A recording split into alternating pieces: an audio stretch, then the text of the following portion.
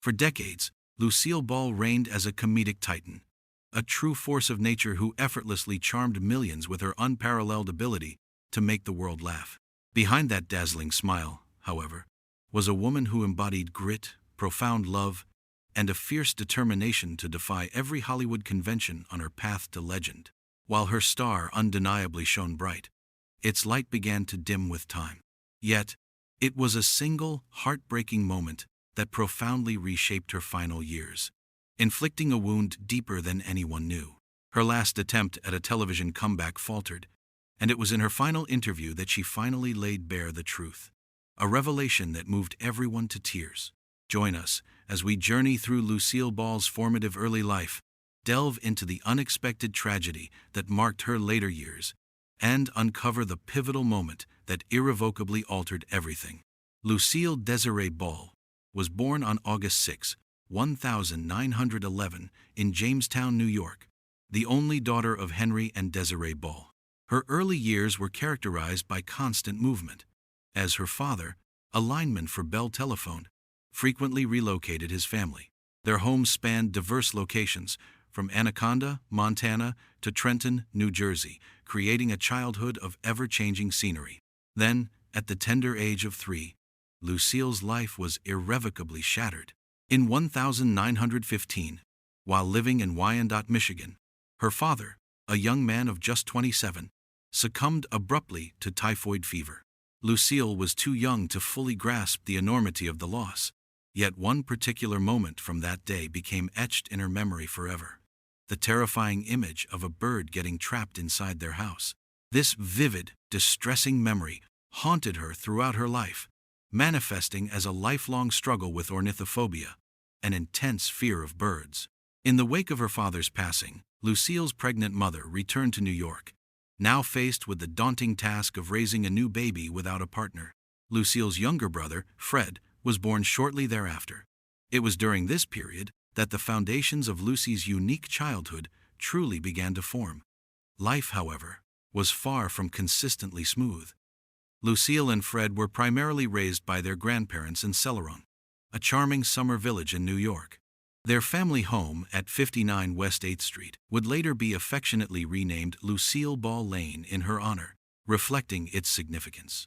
It was a bustling household, shared with Lucille's beloved cousin Cleo, as well as her aunt and uncle.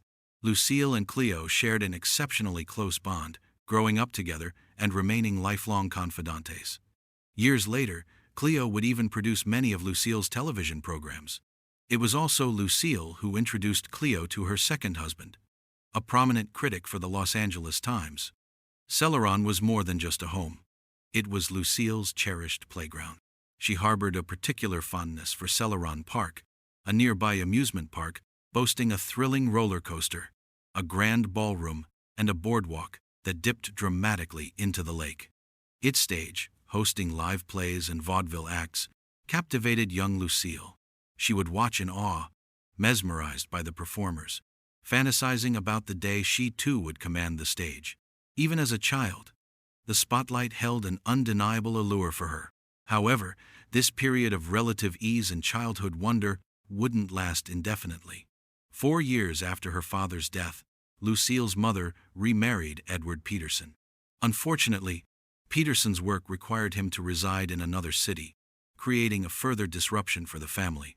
While he sought a stable living arrangement, Lucille and her brother were left to live with his parents, their new step-grandparents, marking yet another significant shift in Lucille's evolving family landscape. Unfortunately, they were severe and didn't allow kids to admire themselves. They even outlawed house mirrors. The lone mirror was over the sink. Lucille once saw herself in it. She was severely chastised. That moment stayed with her.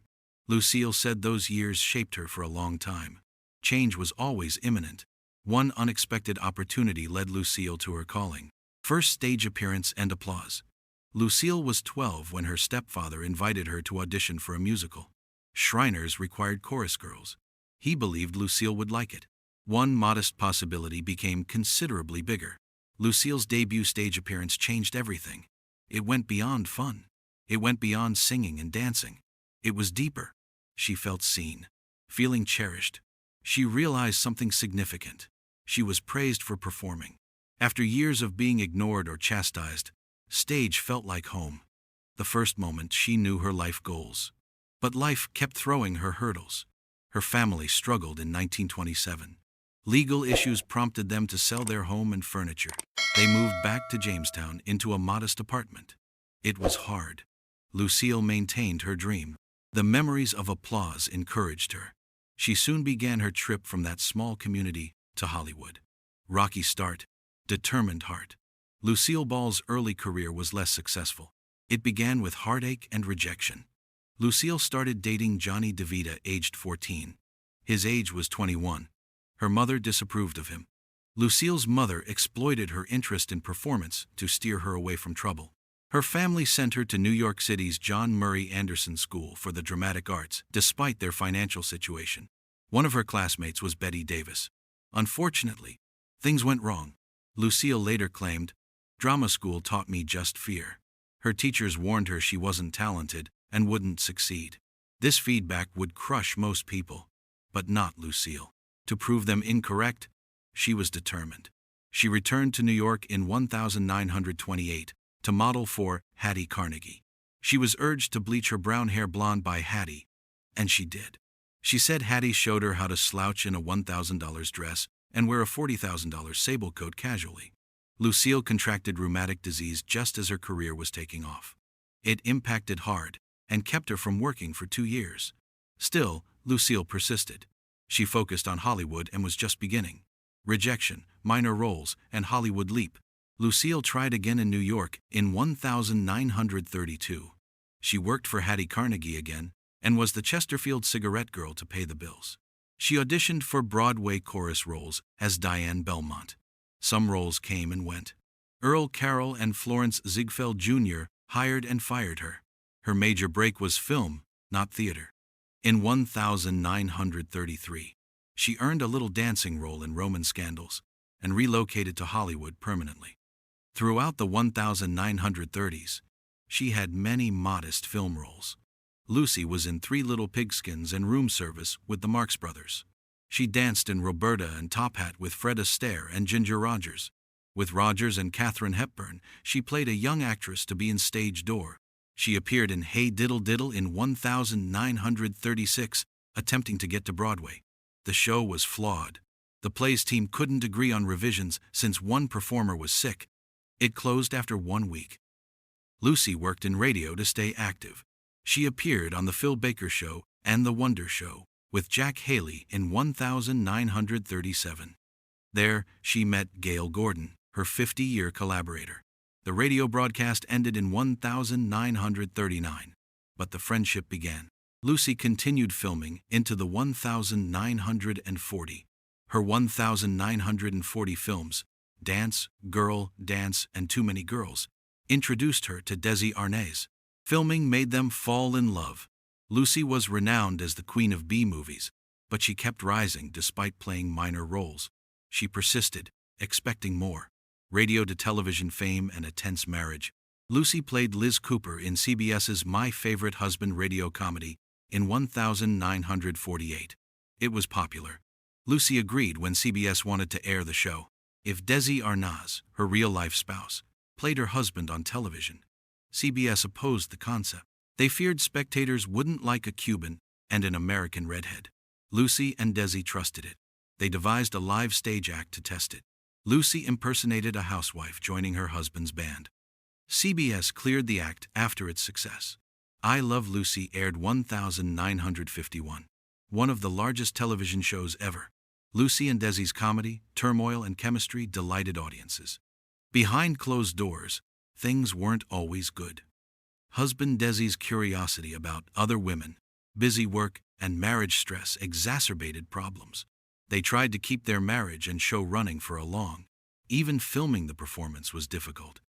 They wanted to stay in Los Angeles, but the network didn't like late airings or lousy film. Lucy and Desi agreed to work for less to film the show on 35mm. They requested ownership of the episodes after airing. CBS agreed but didn't grasp the reruns' value. Lucy and Desi bought the old RKO studio after CBS bought back the rights for $1 million in 1957. It became Desilu Studios. Lucy became a star and a businesswoman. First woman to lead a major television studio. Star Trek, The Untouchables, and Mission Impossible were Desilu hits. Lucy made history in secret. Lucy had setbacks and last acts, despite her success. Her 1960 Broadway musical Wildcat closed early due to illness. However, Hey, Look Me Over, her performance tune, was popular. She performed it on The Ed Sullivan Show and kept it personal. Lucy appeared in more sitcoms with her real-life children in the late 1960s and 1970s, including The Lucy Show and Here's Lucy. Her films include Yours, Mine, and Ours and Mame. She continued working, laughing, and teaching newer performers like Carol Burnett, who became her best friend.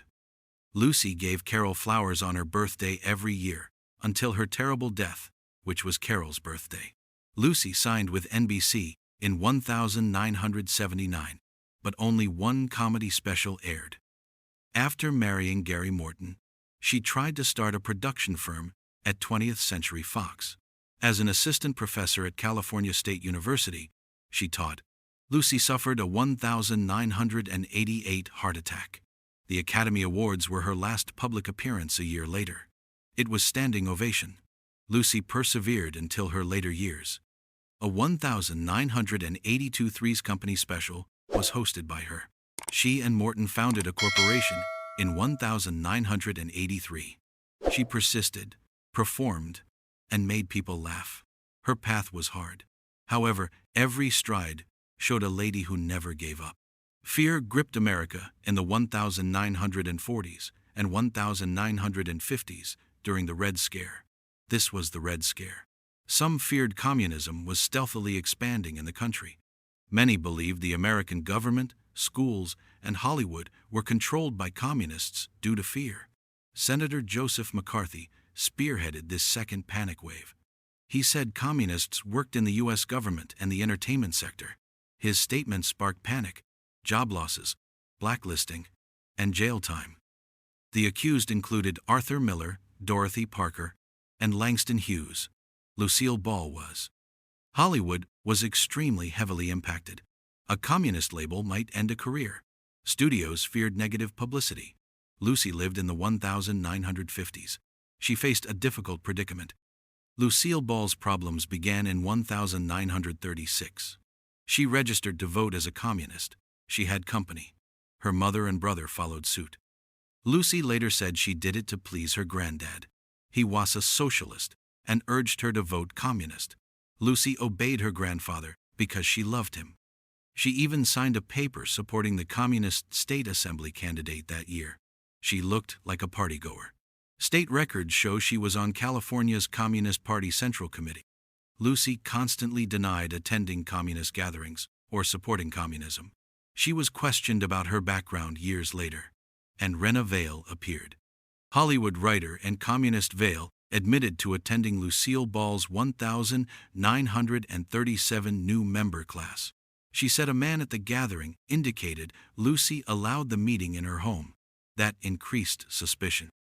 Not everyone knew what to believe. Media didn't help. That controversy made news. Things reached a boil in 1953. The Los Angeles Herald-Express ran a bold headline, 1,936 Lucille Ball was red. Red ink on the headline heightened the accusation. Red labels could ruin careers back then. It went beyond chatter. It was risky. Lucy swiftly confronted the matter. She freely met with a HUAC investigator. That panel investigated communist affiliations. She detailed everything in a Hollywood-sealed testimony. She stated she joined the communists because her granddad begged. She denied attending meetings and supporting the party. She said she never planned to vote communist. She said she was unaware if her name was used to sponsor a candidate or serve on a committee. Lucy denied signing documents, hosting meetings, or having any actual party involvement. Later, Jay received her words. FBI Director Edgar Hoover. Everything in her file was examined. Finally, they had no motive to watch her. She was freed. The damage was nearly done after she was cleared. Controversy's effect on Lucy. Some people distrusted Lucy because of her communist past. Lucille Ball's fame made the risk high. People adored and relied on her career. One false move may have ended everything. But Lucy persisted. She worked. Fans stuck with her. Her show, I Love Lucy, remained popular. She kept her Hollywood status. Her name was cleared. Her memory of that moment lingered. When terror ruled the news, Lucy stood firm. She aired in 1936. Not because of politics or hate, love and familial loyalty drove the decision. She suffered the consequences years later, during one of the worst periods in American entertainment. Still, she survived the storm. Her hilarious and difficult story became one of Hollywood's most powerful. Her fame was earned via personal struggles. Many are secretive. Her marriage and motherhood were distinguished by quiet suffering and hope, despite her fame as a comedian. Fame, family, and pressure behind the scenes. Lucille had more miscarriages later. However, she gave birth to Lucy Desiree Arnaz, their first child, weeks before her 40th birthday in 1951. Just over a year later, she had Desi Arnaz Jr. The first Love Lucy was already a hit. Lucille and Desi incorporated her real-life pregnancy into the show. Daring and risky. In the past, television networks didn't broadcast pregnant ladies. They banned the word pregnancy. CBS only authorized it after religious leaders approved. They still had to utilize expecting. Desi mispronounced it as spectin, making people giggle. The episode was named Lucy is enceinte, a French word for pregnant. Actually, Lucille had her second child that day. Over 44 million watched that episode. Cultural moment. Their family was on television. Lucille, Desi, Vivian Vance, and William Frawley starred in a Bob Hope special in October 1956. It was the only occasion all four I Love Lucy stars appeared in color. However, behind the scenes, things fell apart. Their company, Desilu, was too big. Too much pressure strained their marriage. End of chapter, beginning of another. Lucille filed for divorce again on the 3rd of March, 1960, one day after Desi's birthday, and after filming the last Lucy Desi Comedy Hour program. This time was final. She told the court that life with Desi had become a nightmare, unlike the joyful pair on television. Their divorce was on May 4, 1960. After their divorce, Lucille and Desi remained close. They spoke well of each other until Desi's 1986 death. Future Lucille roles often reflected her life. In her post-divorce shows, she played widows, never wives. Lucille performed in Wildcat on Broadway a year after her divorce. On that show, she met comedian Gary Morton. He was 13 years younger than her and had never watched I Love Lucy. Still, they clicked immediately. The 19th of November, 1961, was their wedding. Lucille got Morton for her producing company. She trained him in television and advanced him to producer. He even appeared briefly in her shows. They lived in Beverly Hills, Palm Springs, and Snowmass Village, Colorado. Lucille remarked to a friend in 1983, "Boy, did I select a winner. After 19 years with that Latin lover, I never planned to marry again, but I'm pleased I did." It was apparent Gary brought her peace. Mother Lucille stayed protective. Her son's friendship with Patty Duke bothered her. When he dated Liza Minnelli, she commented, "I miss Liza, but you can't domesticate her." It revealed her straightforwardness, which people always liked. Lucille retained her wit and energy as she matured. She wasn't ready to leave the spotlight yet, loyal to her fearlessness. Last chance to laugh. Lucille Ball tried to return to television one last time in 1986. She returned to star in Life with Lucy, a new sitcom after decades of fame and comedy. Bob Carroll Jr. and Madeline Davis, Lucy collaborators, devised the show. ABC and producer Aaron Spelling were optimistic. They thought fans would want Lucy back. Lucy, a widowed grandmother, inherits half of her late husband's hardware store in the show. Gail Gordon played his old business associate Curtis McGibbon, who owned the other half. Lucy's character in the show helps out at the store despite knowing nothing about it when her spouse was alive. Lucy, her daughter, her son-in-law, and their two small children lived together. Magic didn't return. Life with Lucy switched networks to ABC from CBS. The show was unpopular with critics and viewers. Only 8 of the 13 episodes aired. Comedy icon failed rarely. Her heart broke when the show ended. Friends say she took it personally. This harmed someone who had contributed so much to television. Lucy faced the truth for the first time. Television moved on without her. One of Lucille Ball's last public performances was in 1989. Bob Hope and she came onto the Academy Awards stage together. At the front, the crowd gave them a long, loud, standing ovation. Over a minute of applause. That moment was tremendous. Fans recognized a legend. She waved and grinned. Those closest to her noticed something abnormal. She appeared weak. She was less energetic. A woman who had dedicated all to show business was now struggling with age and disease behind the robust appearance. She had left the spotlight by then. She mostly lived in Beverly Hills with her second husband, Gary Morton. She never quit the industry. She maintained former friendships with Carol Burnett. She even kept in touch with Vivian Vance's widower. Lucy kept up with amusement. She listened, observed, laughed. Her sense of humor remained bright, but her body slowed. Though ill, she never showed her struggles. She rarely expressed pain. Even though she could barely walk, she kept going like she usually had and had an emotional interaction with her fan. Lucy's fortitude appeared in quiet moments behind closed doors. However, one time showed how deep her emotions still felt. Everyone cried after the final call. A heartfelt call from Lucille Ball, 2 days before Desi Arnaz died, touched millions. It was an unplanned interview. Not public. Once in love, 2 people said goodbye privately and emotionally. Lucy repeated 3 basic words. "I adore you." Desi listened. Even after a difficult marriage and divorce, that call demonstrated their love never faded. Lucy Arnaz, their daughter, saw it. She later said the call altered her view of love and loss. It wasn't about marriage or permanence to her. Even at the end, it was about supporting someone. That little call meant more than years of stillness. It existed. It was raw. It oozed love. Lucy's voice strengthened Desi, who was dying. Hearing her say "I love you" calmed him. He only needed those words. Also, for Lucy, she was saying goodbye to Desi and their history. A graceful goodbye. This moment reminded everyone that Lucy and Desi's relationship went beyond "I adore Lucy." It went beyond jokes and fame. A life shared by 2 individuals who loved, struggled, and cared to the end. Their final chapter was a brief, emotional phone chat. And it says everything. The ashes of Lucille Ball, who died on the 26th of April, 1989, were first buried at Forest Lawn Cemetery in Hollywood Hills. Her mother was buried there. Her remains were transported to Lakeview Cemetery's Hunt family plot in Jamestown, New York, her homeland, in 2002. Just what she desired. She wanted to rest with her mother. Later, in 2007, her brother Fred Ball's remains were buried there.